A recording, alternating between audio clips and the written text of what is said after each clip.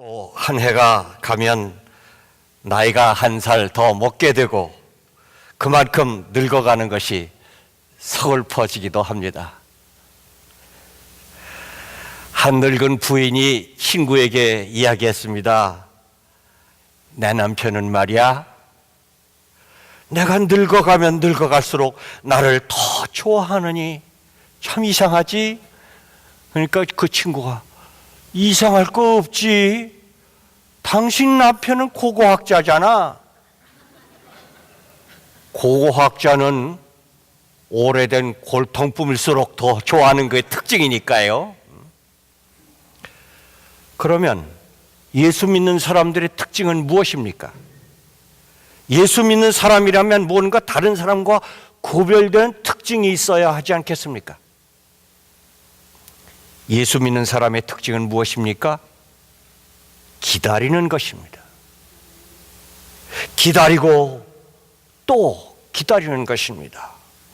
절망 가운데서도 기다리는 것입니다. 아무것도 보이지 않아도 기다리는 것입니다. 사방이 캄캄해도 기다리는 것입니다. 포기하고 싶을 때도 기다리는 것입니다. 지치고 탈진해도 기다리는 것입니다. 짜증나고도 기다리는 것입니다. 불평스러워도 기다리는 것입니다. 아무런 가망이 없어 보여도 기다리는 것입니다. 신앙인이 가져야 할 세 가지는 무엇입니까? 믿음, 소망, 사랑, 이 세 가지는 항상 있어야 할 것입니다. 그러면 믿음은 무엇입니까? 기다리는 것입니다. 소망은 무엇입니까? 그것도 기다리는 것입니다. 사랑은 무엇입니까? 그것도 끝까지 기다리는 것입니다. 우리는 믿기 때문에 기다리고, 우리는 소망하기 때문에 기다리고, 사랑하기 때문에 기다리는 것입니다. 그렇습니다. 우리는 기다리는 사람들입니다. 그러면 도대체 누구를 기다리는 것입니까? 예수님을 기다리는 것입니다. 기원전에는 우리 조상들이 오실 예수님을 기다렸습니다. 그리고 기원 후에는 다시 오실 예수님을 기다리는 것입니다.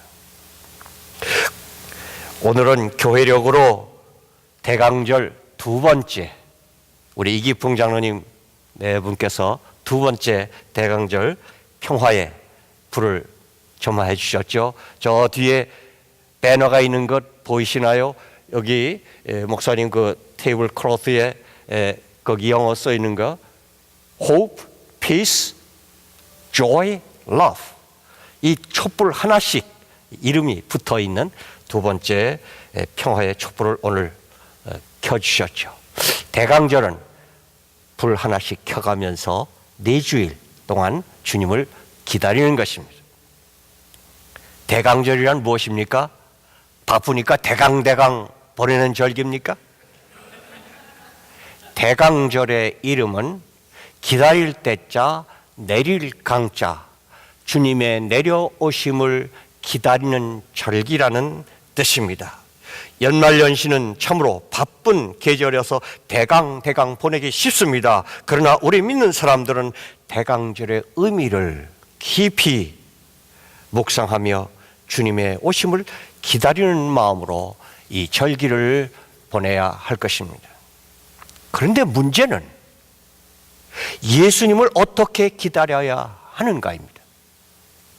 우리 인간은 이미 예수님의 오심을 잘못 기다렸던 실패의 경험자입니다. 예수님이 베들레헴에 처음 오셨을 때 우리 인간은 그를 제대로 영접하지 못하였습니다.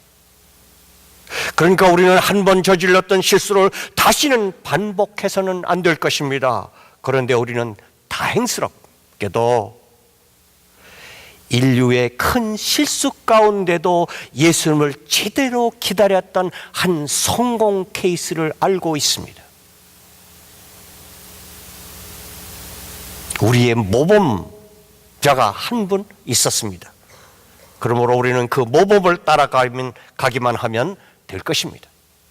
오늘 본문이 그 모범을 우리에게 소개해 주고 있습니다. 그런데 또 다른 문제가 있습니다. 예수님이 오실 때 상식으로 납득할 만하게 오시지 않는다는 것입니다. 어쩌면 엉뚱하게 오시는 것입니다. 우리로 하여금 저절로 환영하고 싶은 마음이 생기게 그렇게 오시지 않을 때가 너무도 많다는 것입니다. 이것이 문제입니다. 그래서 이 문제 앞에서 신앙인과 비신앙인이 구별되는 것이고 참 믿음과 거짓 믿음이 판가름나게 되고 여기에서 예수님에 대한 정해와 오해가 드러나게 되는 것이고 여기서 진실한 믿음과 외식적인 믿음이 극명하게 나타나게 되는 것입니다. 그러면 예수님은 어떻게 오십니까? 첫째로 예수님은 거리낌이 되게 오십니다. 우리 본문 18절 함께 읽겠습니다. 예수 그리스도의 나심은 이러하니라.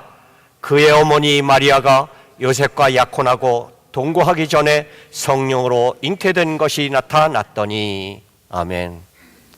유대인들은 약혼을 하고 1년 있다가 혼례식을 하게 됩니다. 그런데 그 1년간 약혼 기간 동안은 서로 동거하지는 않지만 그러나 법적으로는 부부로 인정하고 그 기간 동안에 약혼한 남자가 죽게 되면 그 여인은 정식 과부로 등록되는 것입니다. 그러나 그 1년 기간 동안에 여자에게 어떤 부정한 일이 생기게 되면 남자 쪽에서 모종의 행동을 취할 수 있는 권리를 가집니다.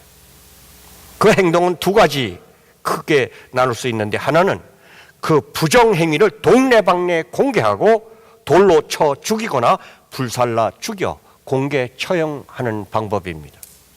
또 다른 하나는 2명 이상의 공증인 앞에서 조용히 이혼 증서를 건네줌으로 파혼하는 것입니다.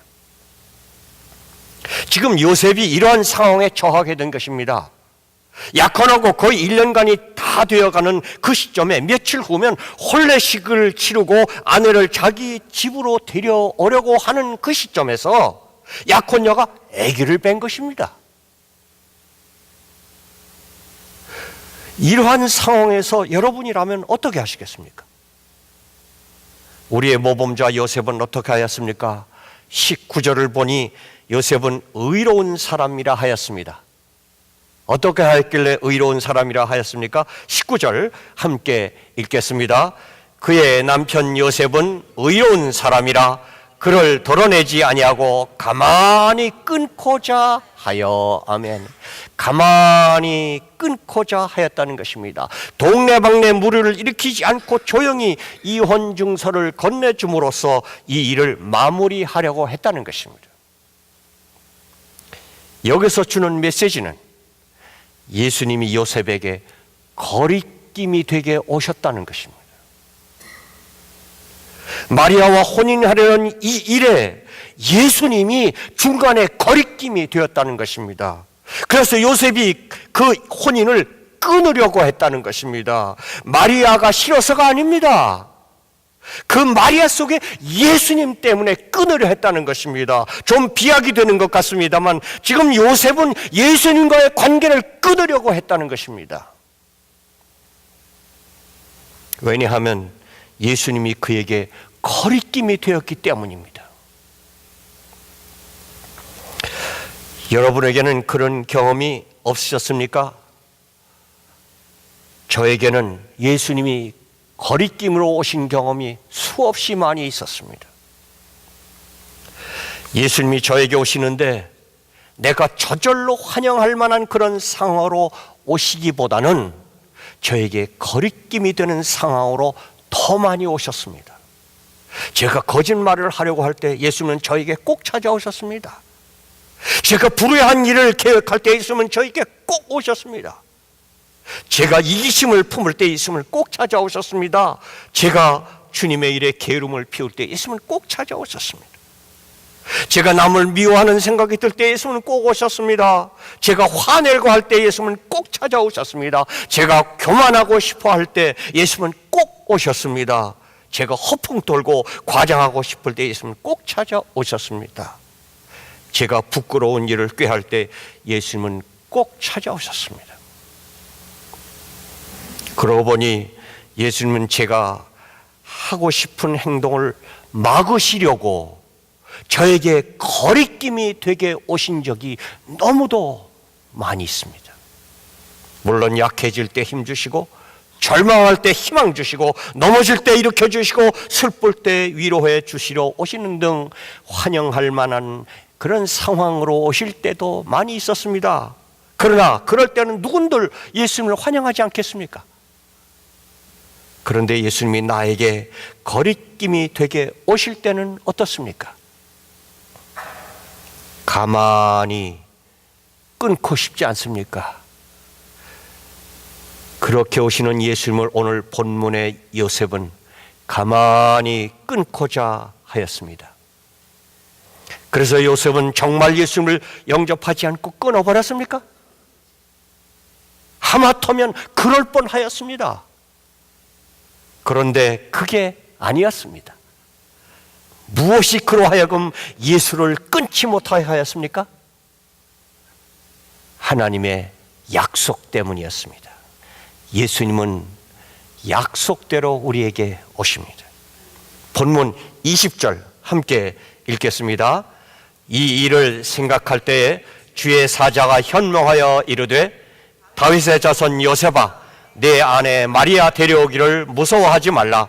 그에게 잉태된 자는 성령으로 된 것이라. 아멘. 비록 예수님이 거리낌으로 오셨지만 그것은 하나님의 섭리라는 것이었습니다.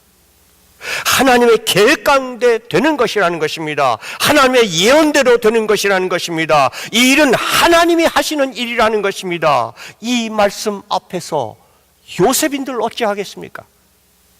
아무리 자기에게 거리낌이 된다 한들 어쩌겠습니까? 누가 하나님을 거역하겠습니까? 누가 하나님의 계획을 변경하겠습니까? 누가 하나님의 말씀에 아니라 끊어버리겠습니까? 요셉은 알았을 것입니다. 하나님은 자기 이성보다 위에 계시다는 것을 알았을 것입니다. 하나님은 자기 지혜보다 위에 계시다는 것을 알았을 것입니다. 하나님은 자기 지식보다 위에 계시다는 것을 알았습니다. 하나님은 자기 판단보다 위에 계시다는 것을 알았을 것입니다. 자기는 미래를 모르지만 하나님은 요셉의 미래까지 아신다는 것을 알았을 것입니다. 하나님은 자기의 정의감보다도 하나님은 훨씬 의로우시다는 것을 알았을 것입니다.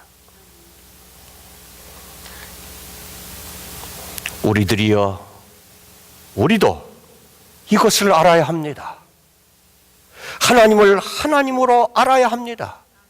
하나님이 우리에게 무엇을 행하시든지 간에 우리에게 행하신 그 하나님이 어떤 분이신지를 바르게 우리는 알아야 할 것입니다. 비록 예수님이 우리에게 거리낌으로 오신다 해도 그 예수님은 하나님의 약속대로 오신다는 것을 우리는 알아야 합니다. 아무리 거리낌이라 해도 그 예수님을 보내신 하나님의 약속을 믿어야 합니다. 그 약속은 무엇입니까? 21절에서 23절입니다. 함께 읽겠습니다. 아들을 낳으리니 이름을 예수라 하라. 이는 그가 자기 백성을 그들의 죄에서 구원할 자이심이라 하니라. 이 모든 일에 된 것은 주께서 선지자로 하신 말씀을 이루려 하심이 이르시되 보라 처녀가 잉태하여 아들을 낳을 것이요 그의 이름은 임마누엘이라 하리라 하셨으니 이를 번역한즉 하나님이 우리와 함께 계시다 함이라. 아멘. 아무리 예수님이 우리에게 거리낌이 되고 손해가 된다 해도 그 예수님이 하나님의 약속대로 오신다면 우리는 그 하나님의 약속을 믿고 그 예수님을 영접해야 하는 것입니다. 이것을 믿음이라고 하는 것입니다. 우리 로마서 8장 35절에서 39절까지 몇 절 건너지만은 함께 읽겠습니다. 누가 우리를 그리스도의 사랑에서 끊으리요? 환난이나 곤고나 박해나 기근이나 적신이나 위험이나 칼이라. 내가 확신하노니 사망이나 생명이나 천사들이나 권세자들이나 현재일이나 장래일이나 능력이나 높음이나 깊음이나 다른 어떤 피조물이라도 우리를 우리 주 예수 그리스도 안에 있는 하나님의 사랑에서 끊을 수 없으리라. 끊을 수 없으리라. 끊을 수 없으리라. 아무것도, 어떤 거리낌도 예수님과 우리 사이를 끊을 수 없다는 것입니다.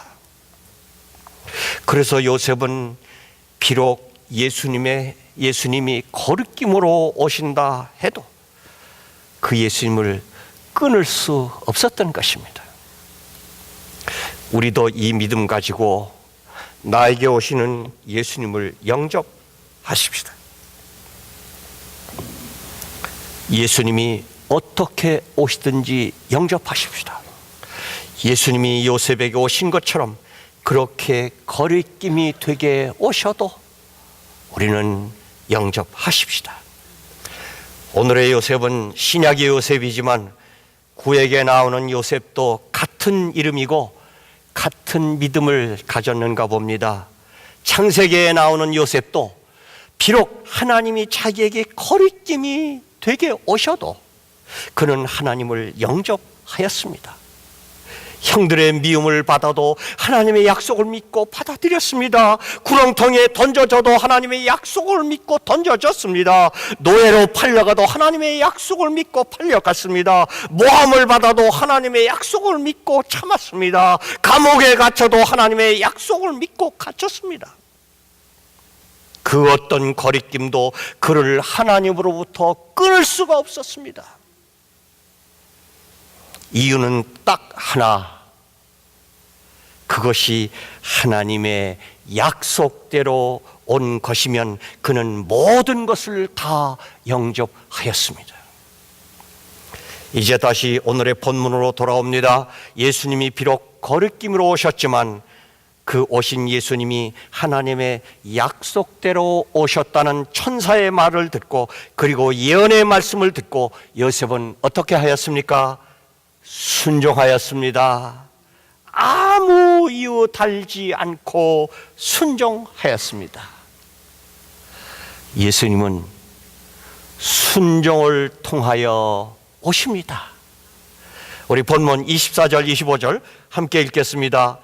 요셉이 잠에서 깨어 일어나 주의 사자의 분부대로 행하여 그의 아내를 데려왔으나 아들을 낳기까지 동침하지 아니하더니 나음의 이름을 예수라 하니라. 아멘. 요셉은 천사의 말씀을 듣고 분부대로 당장 순종하였습니다. 예수님은 요셉의 순종을 통하여 세상에 오셨습니다. 지금도 예수님은 순종하는 사람에게 오십니다. 예수님께서 내 마음에 들여오시려고 할 때 순종함으로 영접하는 사람에게만 예수님은 들어오시는 것입니다. 우리는 이제 새해를 맞이할 시간에 와 있습니다. 그러나 여러분, 새 달력을 벽에 건다고 우리가 새 사람이 되는 것입니까? 아닙니다. 순종을 통하여 우리 속에 예수님이 들어오실 때 우리는 진정 새 사람이 될 수 있는 것입니다. 세계사에 예수님이 오심으로써 지금까지의 모든 역사를 중단하고 예수님이 오신 그 시점을 기준으로 그때를 새 기원의 원년으로 삼아 BC와 AD가 구별되었던 것처럼 우리 속에 예수님이 오시면 그때가 나의 생애의 새 기원이 시작되는 것입니다. 그래서 예수님을 영접하면 그것을 우리는 born again, 새로 난다는 뜻으로 신생이라고도 하고 거듭난다는 뜻으로 중생이라고 합니다. 이제 예수님은 오십니다.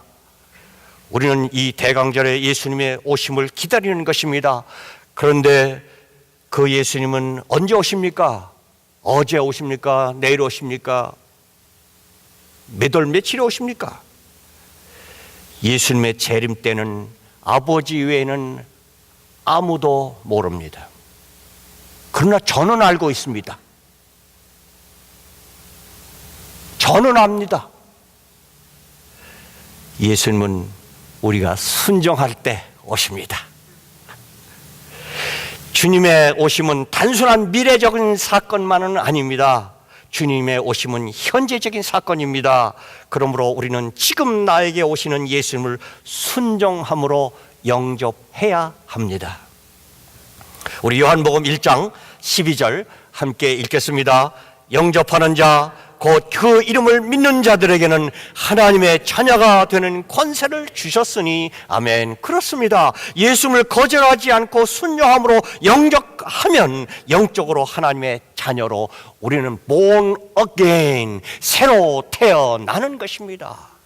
새 인생이 출발되는 것입니다. 한 번은 제가 어느 교우님 가정에 신방을 갔습니다. 그런데 그 집 아기가 저를 보고 목잡니 하는 것이었습니다. 귀엽기도 했지만 그 아기가 부르는 것이 부르는 저의 이름이 저에게는 너무도 큰 은혜가 되었습니다. 그렇구나. 나는 예수님께 순종할 수밖에 없는 목이 잡힌 목잡니이구나. 그렇습니다. 저뿐이겠습니까? 우리 모두가 예수님께 순종하도록 목이 잡힌 목잡니들입니다. 예수님께 목이 잡혀서 순종함으로 새 역사를 시작하는 우리 모두 목잡니들입니다. 우리는 예수님의 오심을 기다리는 사람들입니다. 그리고 또 머지않아 올 새해를 기다리고 있습니다. 어떻게 새해를 맞으실 것입니까? 우리 모두 오늘 나에게 오시는 예수님을 영접하여 새 역사, 새 인생, 새 가정, 새 부부, 새 교회, 새 사회, 새 세상을 시작하시지 않으시겠습니까? 우리 이 시간 함께 고린도후서 5장 17장을 정말 우리 노래하듯이 우리 함께 합창하시겠습니다. 그런즉 누구든지 그리스도 안에 있으면 새로운 피조물이라. 이전 것은 지나갔으니 보라 새 것이 되었도다. 아멘. 아멘. 오늘 우리는 주님의 살과 피를 받습니다. 이 성찬을 받을 때 우리는 주님께 이렇게 약속하며 받으십시다. 예수님이 거리낌으로 오셔도 순종하겠습니다. 예수님의 약속의 말씀에 순종하겠습니다. 그리고 끝까지 순종하겠습니다. 기도하십시다. 예수님을 기다립니다. 어서 오시옵소서. 우리 마음에 오셔서 우리의 삶을 주관하여 주옵소서. 그래서 우리 안에 주님이 계심을 보여주고, 그래서 내가 사는 것이 아니라 내 안에 주님이 사시는 것을 세상에 보여주는 주님의 대행자가 되고 주님의 분신이 되게 하옵소서. 나의 주인님 예수님의 이름으로 기도합니다. 아멘.